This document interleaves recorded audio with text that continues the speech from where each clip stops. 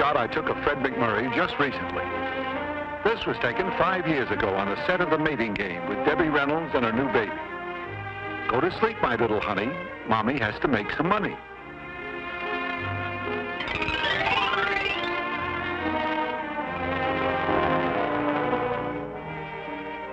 Here's a shot I took 10 years ago on location with Tyrone Power and Linda Darnell.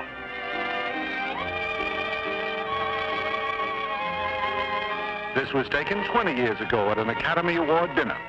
Norma Shearer, Herbert Marshall, and Clark Gable.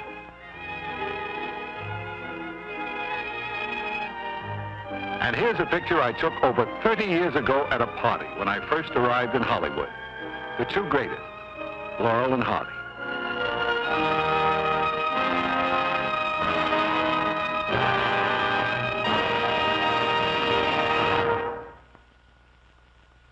Good evening, ladies and gentlemen. The film you're about to see is not intended to be an epical history of Hollywood. It is not a rehashed saga of the movies. It is merely a day-by-day personal film diary of pictures that I assure you you've never seen before and probably will never see again. Actually, this show has no deeper purpose than to call back pleasant memories of a lively group of people who worked hard and played hard in developing a great industry.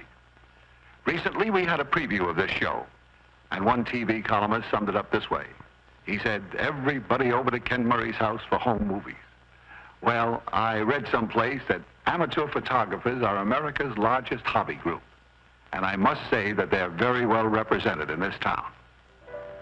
You can see this show has a very expensive camera crew.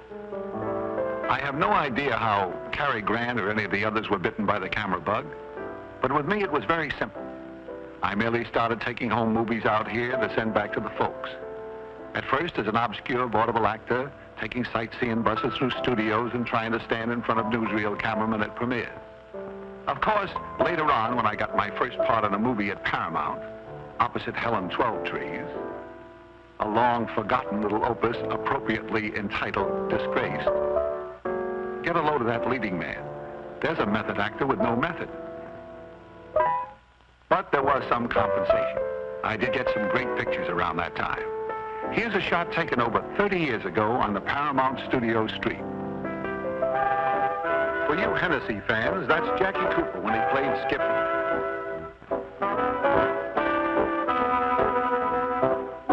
He was warming up for a little publicity stunt with Groucho and Harpo Marx. That pretty starter is Carole Lombard.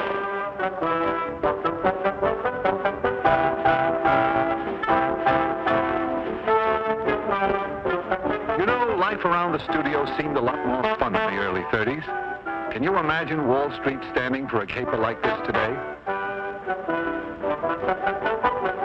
know who Jackie is waving at? Nick Lucas. He came over to have lunch with me.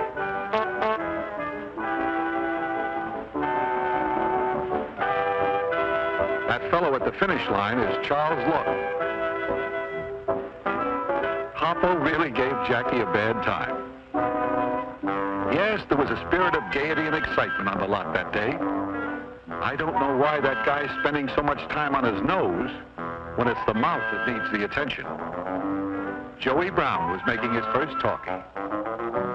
And so was Cecil B. DeMille. I think this was Cleopatra, starring Cleta Coba. Here's a nice guy, Johnny Weissmuller. He was making a date for a premiere that night. Everyone on the lot was talking about that opening. It was a new picture called She Done 'Em Wrong. And no one was more excited than this young man. He was playing the male lead opposite Paramount's newest sensation, Mae West. The voluptuous blonde with the swaying hips and the pungent quotes.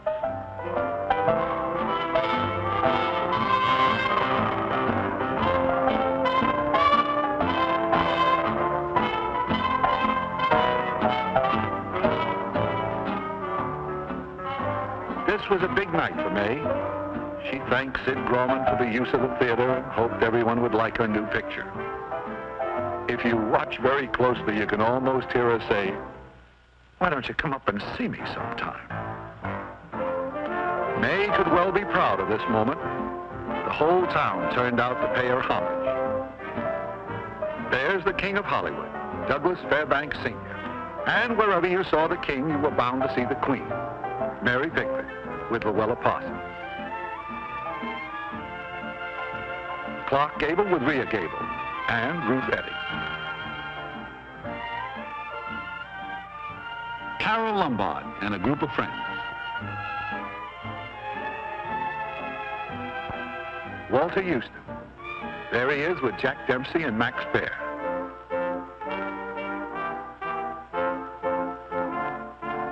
There's Russ Colombo with the beautiful Sally Blaine. She's Loretta Young's sister. Looks like Weissmuller got his date. Loopy Valet. All right, so I'm a bad photographer. I cut off his head. And of course, George Raft was there. Mae West made her first picture with him. The master of ceremonies was a very young Dick Powell. I've taken a lot of pictures of Dick through the years.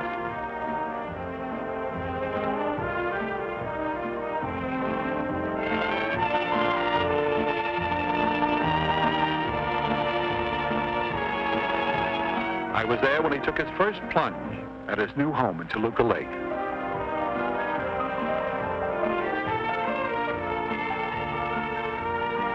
I remember when he got his first car, his first baby, and his first suit with a belt in the back.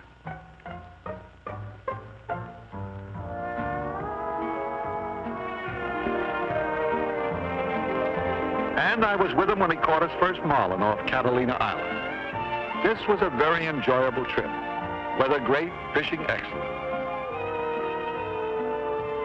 That's the bait. That's the size I usually bring home. Man, that's fast action.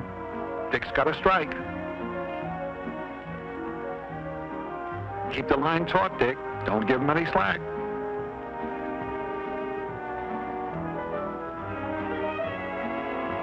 These are always anxious moments when they dance on their tail, trying to throw the hook.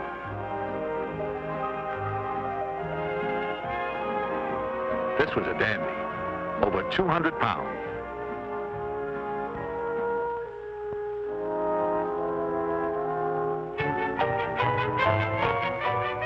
Boy, the chances a happy fisherman will take when he's excited.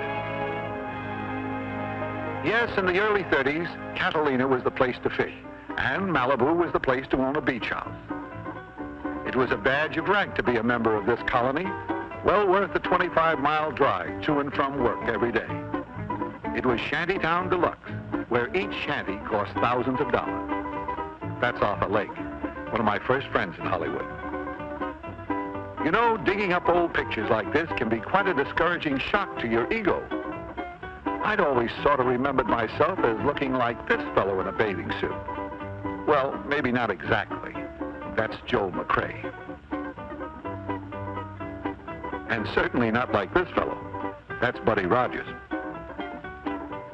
Here's a couple more Malibu beachcombers. John Bowles, Buster Collier, and Robert Wolseley.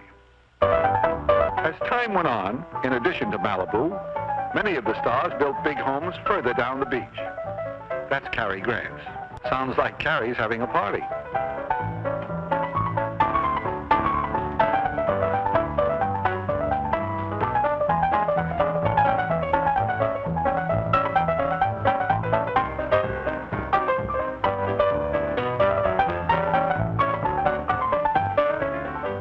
It isn't often that you can catch this guy napping. And here's another rare shot.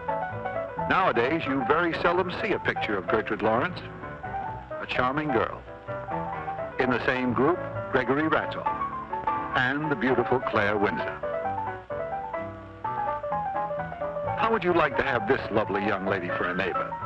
That's Norma Shearer. She just dropped in from next door. And Irene Dunn came right from the studio.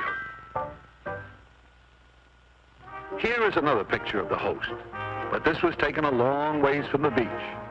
This was on location at Lone Pine, California for a picture called Gunga Din. Man, I never saw so much action.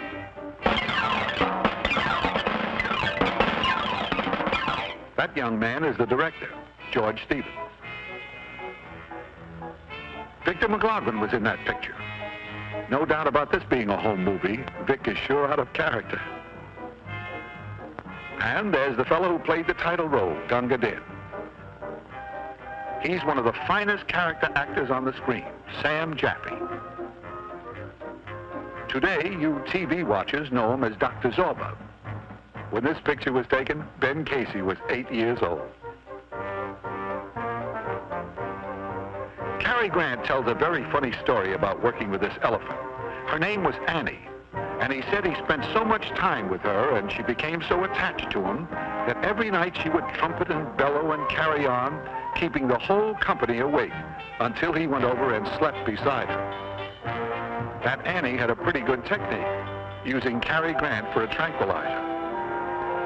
Beautiful country up there at Lone Pine.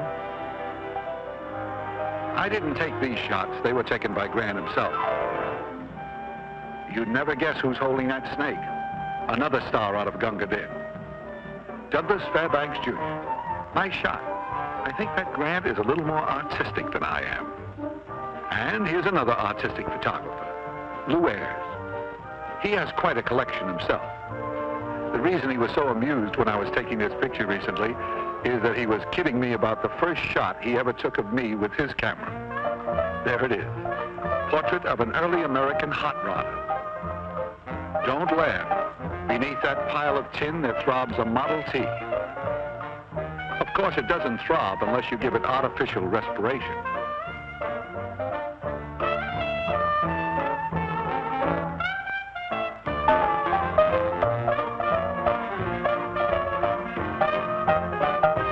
We took a ride up Hollywood Boulevard that day. This is the way it looked in the early 30s. There's the old Hollywood Hotel at Hollywood and Highland. And there's the #1 citizen of Beverly Hills, Mary Pickford. Most of the big stars lived in the hills of Beverly. Here's the home of the most dynamic redhead ever to streak across the Hollywood sky, Clara Bow. And there's the it girl with her husband, Rex Bell, right after they were married. I like Adolph Zucker's description of Clara Bow. He said, she danced even when her feet were not moving. Some part of her was always in motion, if only her big rolling eyes. Here's what happens when you have a little film left on the roll. That's a very young Lou Ayres making like Tarzan. Only in home movies could you catch Lou in a mood like this. Actually, he's always been a very serious young man. It's interesting to note that Lou Ayres got started in movies playing opposite Hollywood's biggest star. This was the first day on the set. And the star, Greta Garbo. Naturally, I didn't take these pictures. These are from Lou's own collection. The movie was called The Kiss, and it was the last silent picture made at MGM. The set was completely enclosed, and a violin and organ were playing the music you are now hearing. Lou said he will never forget this day. This was the first scene they shot, and to add to the tension, just before he went on the set, he was informed that a very nervous director had 3 other young actors standing by, just in case. At this moment, Lou Ayres was 19 years old, Greta Garbo, 22.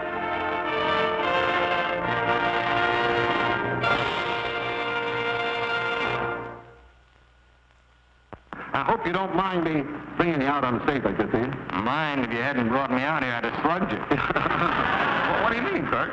Well, I tell you, Ken, I just went up to Albany to visit my family. I have my 6 sisters and my mother. And, you know, I'm beginning to think they think I'm rather a failure because I'm not on television. Yeah. You know what my mother said to me? She said, Kirk, now, why aren't you a big star like Ken Murray? A natural reaction. Seriously, what does she mean by that? Well, I tell you, Ken, she figures it out rather accurately. You see, my pictures come to Albany about, once, twice, sometimes 3 times a year, whereas the Ken Murray show gets there about every week. Yes. So therefore, she wants to see me on television. Well, your ma's a real television fan, then. She watches our show, is that right? She's watching it right now. That's why I'm here. I wanted her to know that I know some big stars. Would you, Ma? Look at me.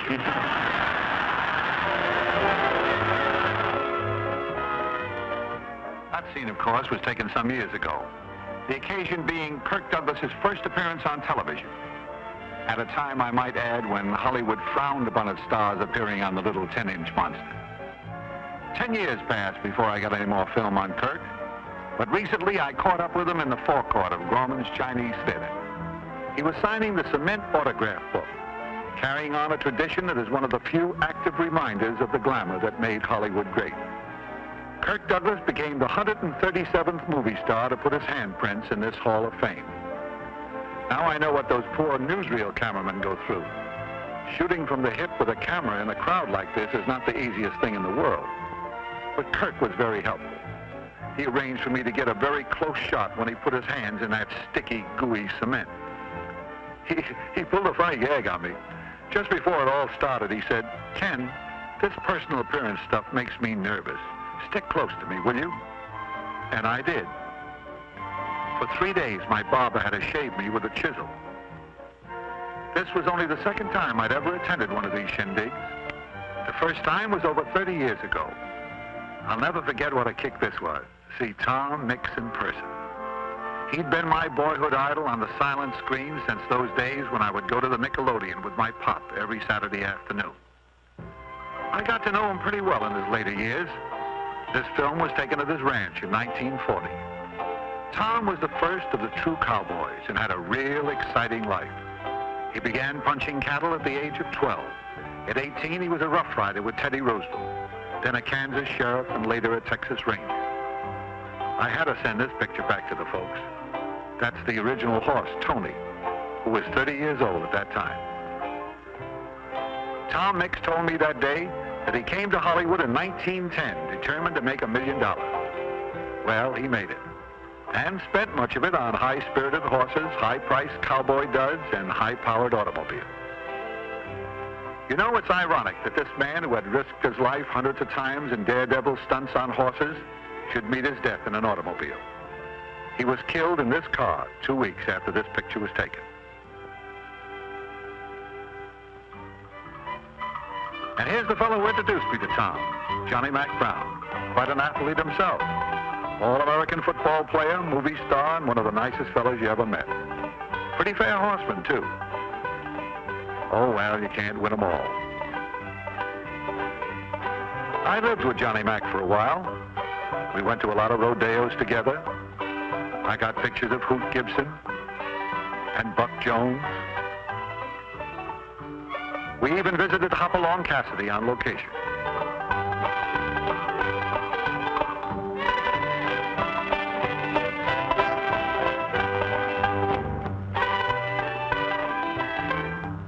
I'm sure Bill Boyd never dreamed when he was making these pictures that someday he would revolutionize an industry that hadn't even been invented yet. I went on quite a Western kick around that time. Got me a white horse like Hoppy's.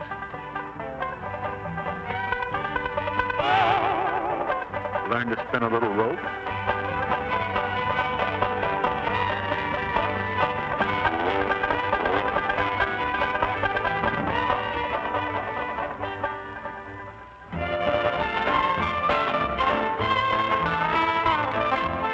So that in the early 40s, when Jack Warner invited me to be the MC on a junket to Virginia City for a big premiere, I was really in the mood.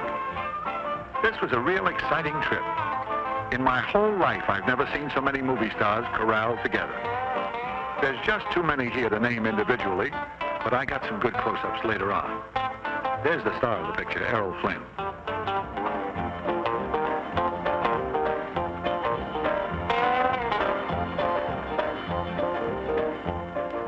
First stop, Reno.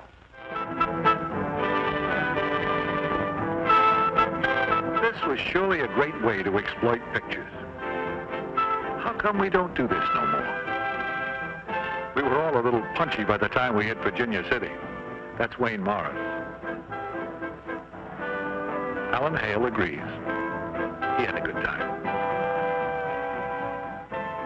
Humphrey Bogart and Mayo Matho. Jane Wyman. Mary Astor. My next-door neighbor back home. There's Hoppy again. grand old man of the movies, Hobart Bosworth. And a good friend, Leo Carrillo. On the way home, Warner Brothers arranged a side trip to Sun Valley. You know, when I was a kid, my ambition was to be a locomotive engineer. Riding in the cab of this Union Pacific engine was the nearest I ever came to it. Sun Valley. This has always been Hollywood's favorite place for winter sports.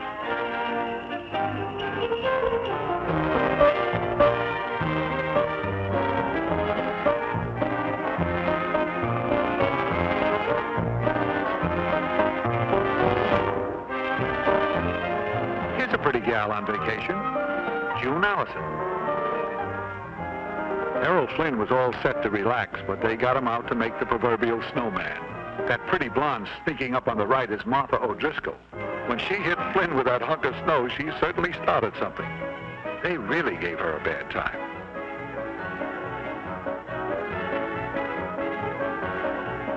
That's Johnny Weissmuller. Wayne Morris.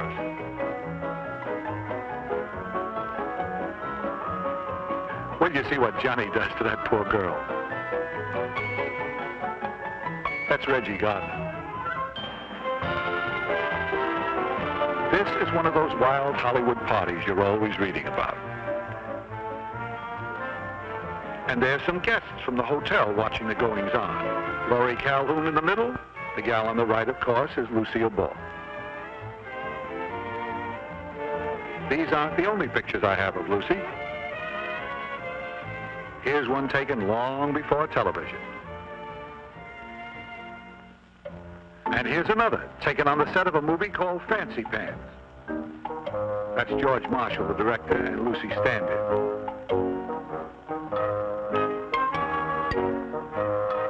And there's her co-star, old Ski-Nose Hope. Looks like he's trying to read between the lines.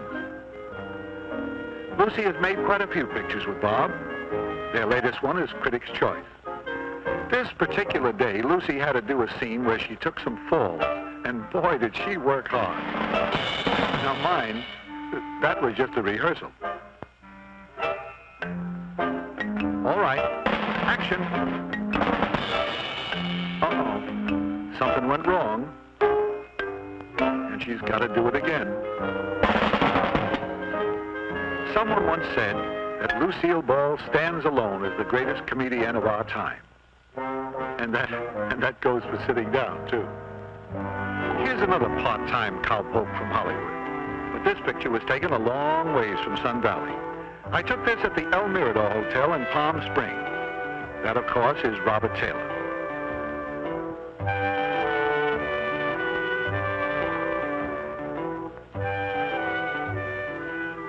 The reason for the long sideburns is that he was making Camille with Greta Garbo. Throughout the years, it's been interesting to watch the movie colony migrate from Malibu by the sea to Sun Valley in the snow and then to Palm Springs on the desert. And here's the fellow who was, for the great part, responsible for the migration, Charlie Farrell, founder of the Racquet Club. What started out in the 30s to be an intimate tennis club grew to be the most exclusive rendezvous for the Hollywood stars.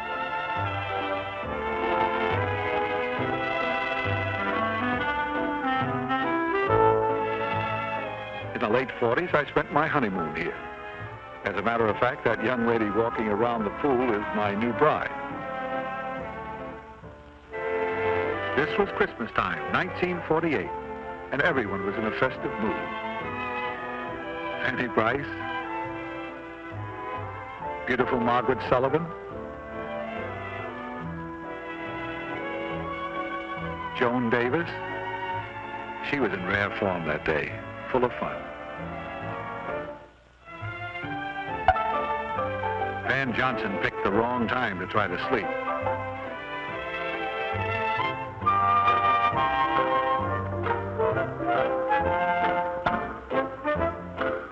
Here's one of the prettiest girls ever to grace the screen, Donna Reed. Today, Today, most people associate Donna with her TV husband and family. But in real life, this is the lucky guy, Tony Owen. I was so pleased everyone was so nice to Betty Lou.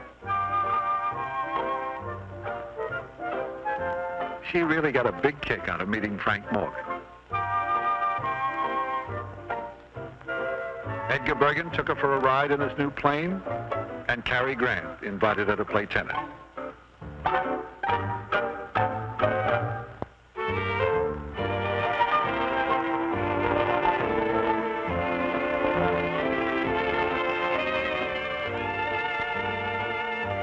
You know, a thing like this might make some husbands very jealous, but not me.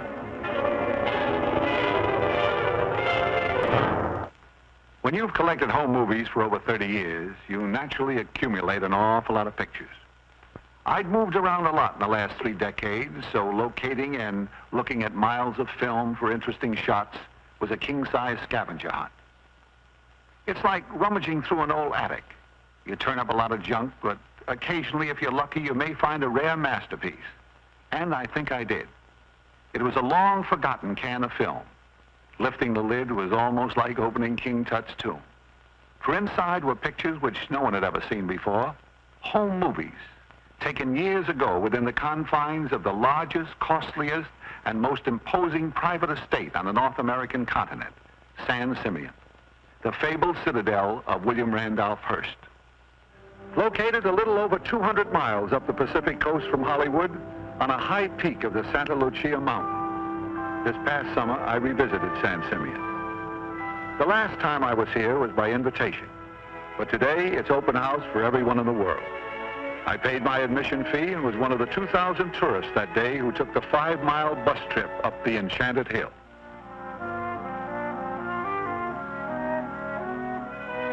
This castle opened Christmas Eve, 1925, was the focal point of the giant Hearst Ranch, at that time spreading over 300,000 acres, nearly half the size of the state of Rhode Island.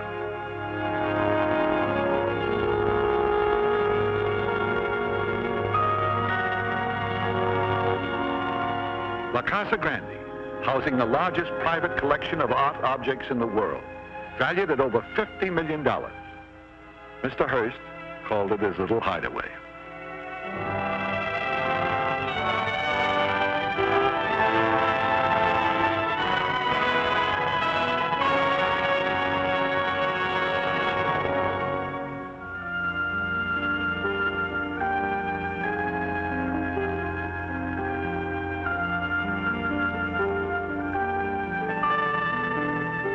The last time I saw this pool, those beautiful marble columns from Italy had just been uncrated and put in place.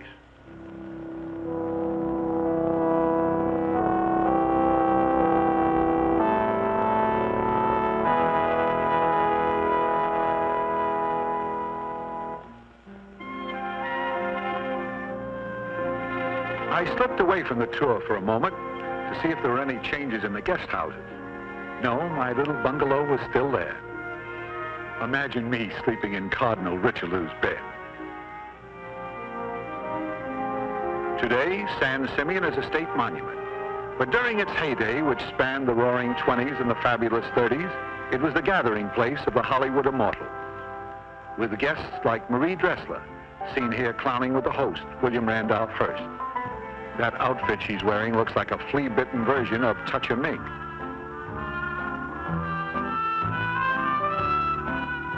That pretty blonde over there with the short bobbed hair is Marion Davies. Although she typified glamour on the screen, at San Simeon she joined in the fun. Marion Davies was one of the best-liked members of the motion picture colony.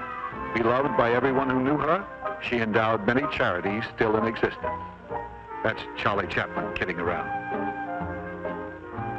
The man coming out of the door at that moment was the mayor of New York City, Jimmy Walker. If these pictures seem to reflect a certain frivolity, you must remember they were taken at that wonderful carefree period in our history. The First World War had ended, and the second one was nowhere in sight. That youth on the right is Adolphe Monjou. Yes, notables from every walk of life visited San Simeon. That's Paul Block, the newspaper publisher, chatting with the mayor. The fellow kneeling down in front of this group is George K. Arthur, the comedian. And the attractive girl on the left in the print dress is Hedda Hopper. Standing next to Hedda is the founder of America's largest bank, APG&E. John Gilbert and his wife, Virginia Bruce. Claire Windsor and Dolores Del Rio. They're down at the tennis court, watching Chaplin hit a few to Bill Tilden.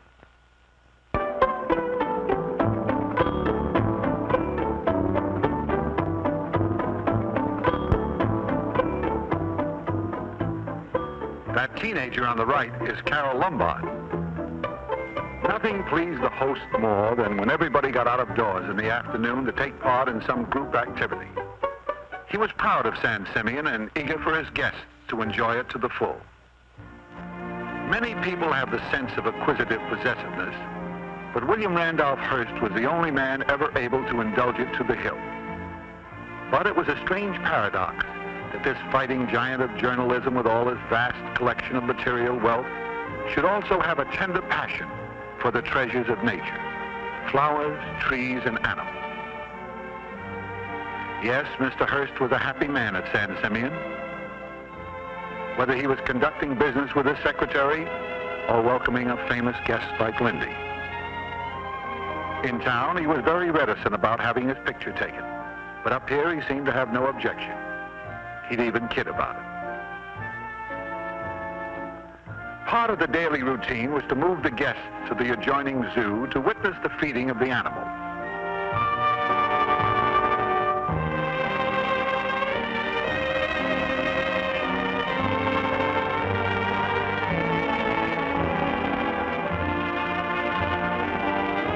When this ranch was at its peak, the Zoo and Game Preserve, the largest private collection in the world, was established on 2,000 San Simeon acres, protected from the guests by an 8-foot high wire fence 10 miles long. Visitors were made aware of Mr. Hearst's tenderness toward animals when they drove up the mountainside, as they were confronted by large signs admonishing them to always drive slowly. As Hedda Hopper once said, a visit to the Hearst Ranch was a ticket to Never Never Land. Never has there been such a place, and never will we see its likes again. As an animal collector, Mr. Hearst started modestly with a herd of rare, pure white fallow deer imported from Asia. Then, patriotically, he added Montana black buffalo, but had to go far afield again to gather exotic animals from all over the world.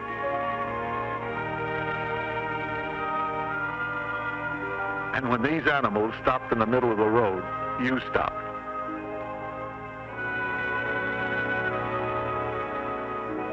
Yes, there was hardly anything in the Bronx Zoo or any other great American collection that could not have been found at San Simeon at its peak.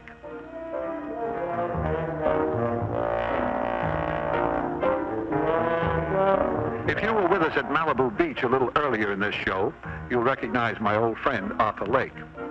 Camels or horses, he's always been the bravest in our set. Watch out, Dagwood, or you'll get your arm in a sling again. Seriously, I'll always be indebted to Arthur for helping to make possible many of these pictures. He was the one who introduced me to Mr. Hearst. And that's Arthur's pretty wife, Pat Lake. She's Marion Davies' niece and was a great favorite of Mr. Hearst. She was also very helpful in persuading the host to pose for some of these pictures. Before I left that day, I had to take one more shot of that main entrance. Everything seemed so much the same that I almost expected our host to come out of the door.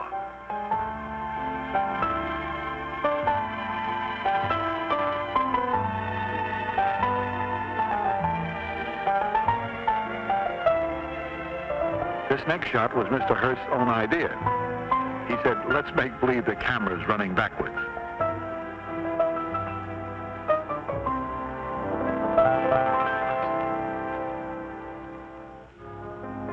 As the time came to leave, and we started down from the Enchanted Hill, a familiar quotation came to my mind. I think it was Kipling who said, "The tumult and the shouting die, the captains and the kings depart." It seems so true here at San Simeon. Long after its builder's vast newspaper chain and political influences are forgotten, he will be remembered as America's greatest art collector and the creator of San Simeon.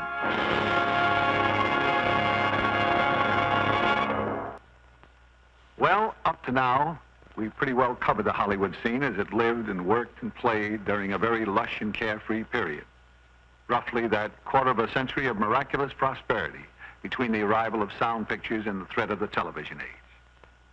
Of course, I didn't take all these shots, and I may have mixed up some of the times and places, but after all, it's very difficult to remember everything that happened over that long a period.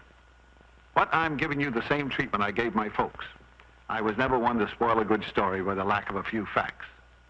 Naturally, my camera couldn't capture all that was happening throughout the years, so during the 12 months that it took me to prepare this show, I went through thousands of feet of home movies from the personal collections of these stars here in Hollywood. And this is as good a time as any to express my appreciation to all these friends for permitting me to add some of their exclusive film to my own personal collection.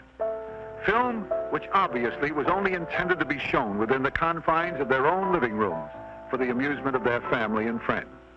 And today, with Hollywood using the whole world for location, there's plenty of opportunity for these camera buffs to get very unusual pictures. Here's a fellow who had a most interesting experience in Africa, Eddie Albert. You are now going down the Ogawi River in French Equatorial Africa.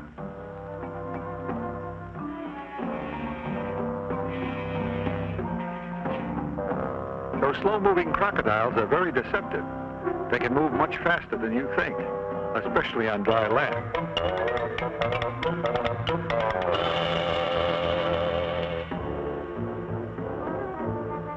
Miles from civilization in a little settlement called Gabon is a small jungle hospital run by one of the most dedicated men of our time, Dr. Albert Schweitzer. I sure envy Eddie. What a great picture to hand down to your grandchildren.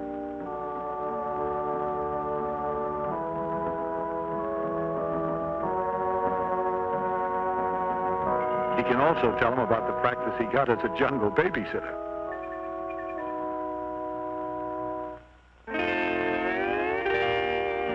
In the last year or so, I've taken a couple of overseas trips myself, but to places where the natives were a little more sophisticated.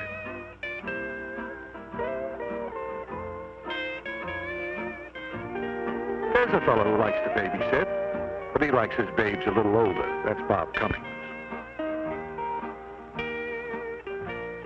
I didn't do so bad with the native girls myself.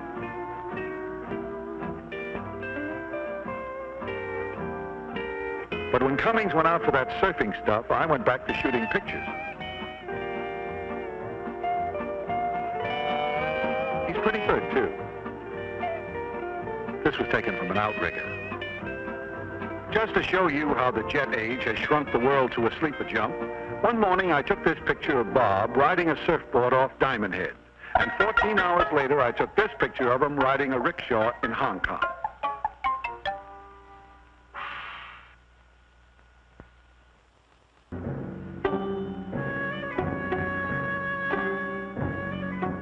"14 hours from there in Cairo, I took a picture of another Bob, Taylor, riding a camel. This picture was taken in St. Mark's Square in Venice. That's Jean Crane.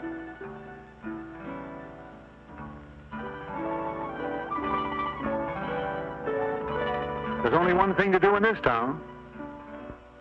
A ride in a gondola, soft music, and a pretty girl. Man, this is the life. But don't get excited. There's someone else in the boat. Her husband, Paul Brinkman.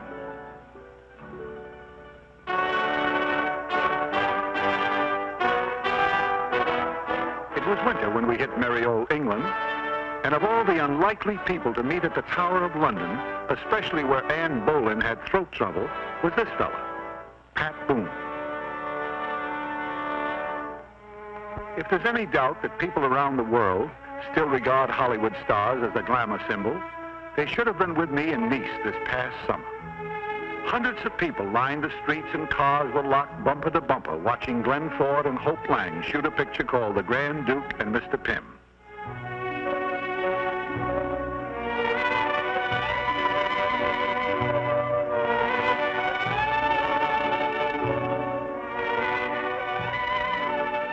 This location shot was taken on the shores of the Mediterranean, halfway between Nice and Monte Carlo.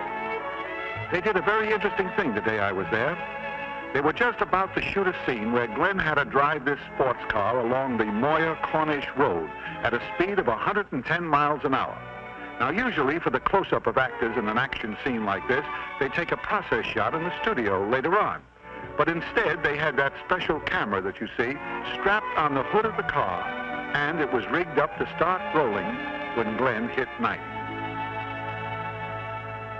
Another very interesting location was in West Berlin. That's Bill Holden and his director, George Seaton, making the counterfeit traitor in the actual locale of this true life story. And here's another guy who goes in for realism. That's John Wayne in Kenya, Africa, making Hatari.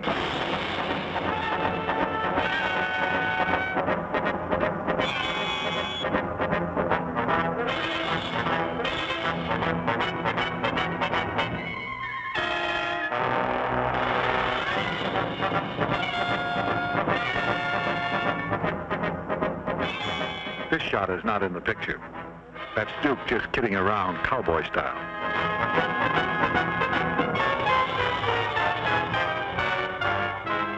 Yes, they're shooting movies all over the world, but they're still making great pictures in Hollywood. Just recently, I worked in one at the Disney studio called The Son of Flubber. It was a sequel to Disney's big comedy hit, The Absent-Minded Professor. Fred MacMurray was the star. Fred seemed to get a kick out of my camera assistant. I had the whole family working that day. Those are my two daughters, Pammy and Jamie. Incidentally, the minute they got inside the studio, the first thing they wanted to do was to meet Uncle Walt. We finally tracked them down on the studio street. Walt Disney. Master of fantasy, weaver of dreams, and winner of 29 Academy Awards. When I tried to latch on to this trip around the studio, he said, "This is for us kids only. You take the picture."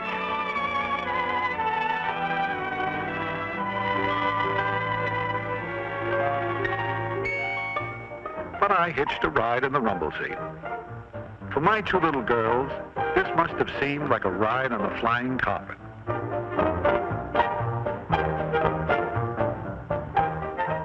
I nearly died. He drove right through a movie set that was working.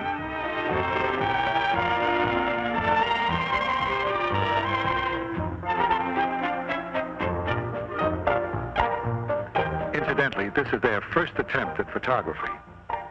Can't you tell?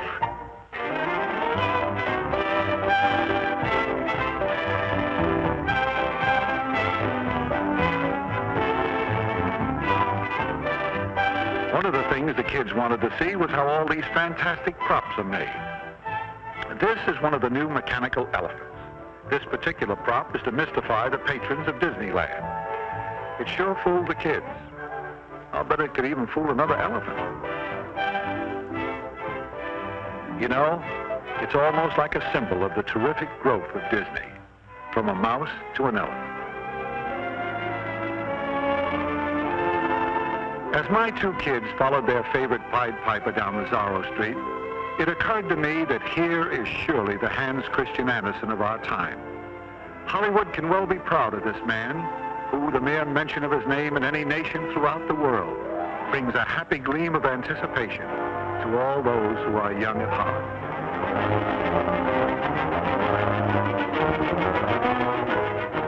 Needless to say, Walt Disney earned the eternal gratitude of a very proud daddy when he took time out from a busy schedule to show two wide-eyed youngsters the inside of the land of make-believe.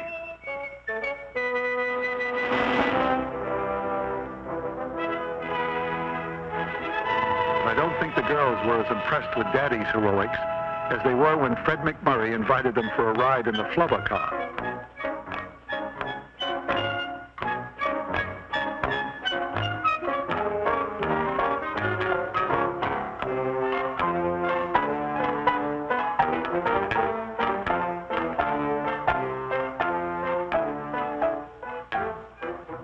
They kept saying to Fred, make it fly.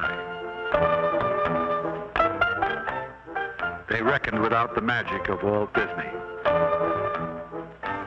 Guess who took the shot? Daddy, risking life and limb.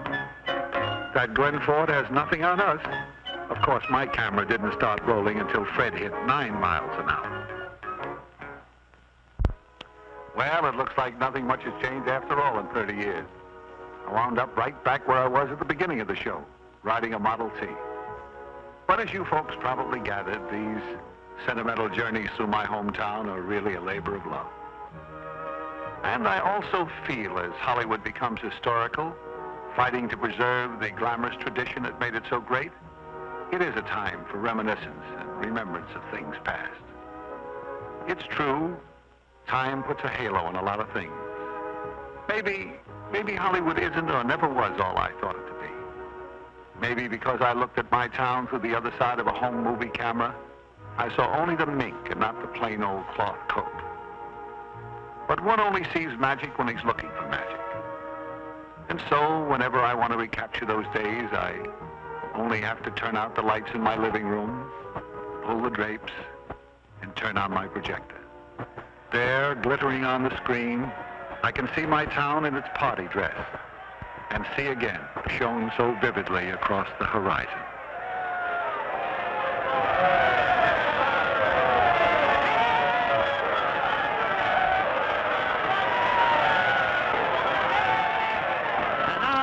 A young lady who has created a real sensation in the picture business, having won all kinds of awards as the #1 newcomer of the year. And believe me, a swell gal with it. Take it from me, I know her for a long time. Just Marilyn Monroe.